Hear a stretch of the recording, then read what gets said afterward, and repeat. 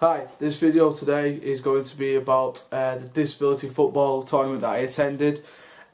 We arrived on the Sunday morning just before Easter, and we had about 30 participants turn up, so we split into two teams, as we have a higher ability team and a lower ability team that play in two separate disability tournament leagues.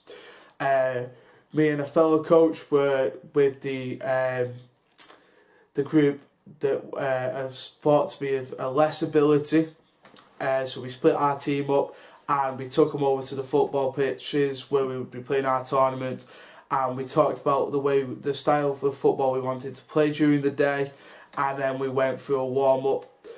The sessions that we've been doing have all been about passing and possession up to this point, as we're trying to get a philosophy of keeping the ball and trying to play football on the ground, not playing long balls and not just trying to get rid of it straight away.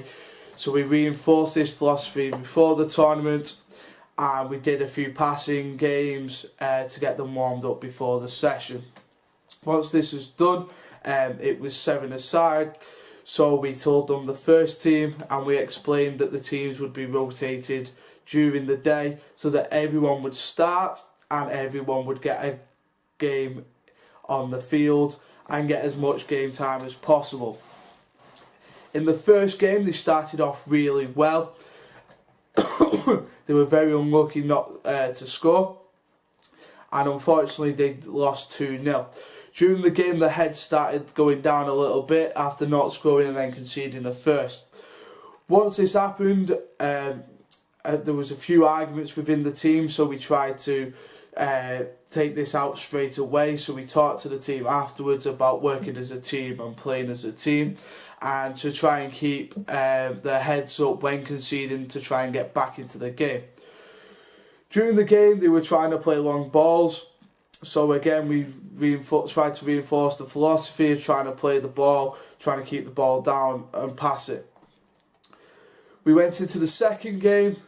The performance in terms of the playing style was a lot better. They were doing exactly what we'd asked them to do at first, and they started to play the ball on the floor. They started to pass around. They ended up winning this game.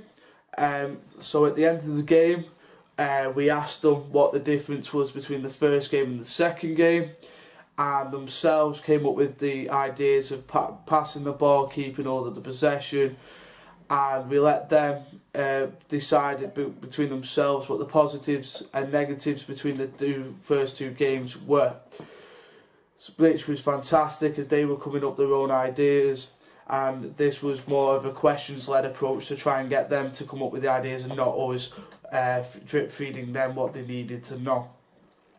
In the last game, again, we rotated around, and in this game they ended up going on to win 4-0.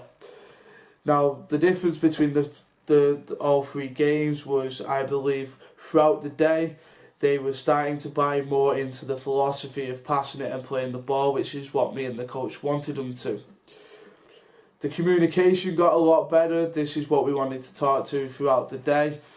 There was no other little arguments within the team. They started playing more as a team, which was a big positive, which was one of the main objectives that we wanted to get out from the day. So in terms of the tournament, we took a lot of confidence from that as they started playing the football, and we saw that what we'd been trying to coach them and teach them in our sessions was working.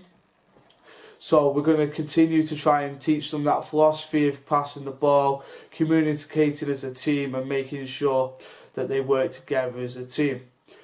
So please look out for my next video. The next session will be again taking a possession theme, as again this is what we're looking to promote and to adapt, and we'll bring in more constraints-led approach into those possession styles.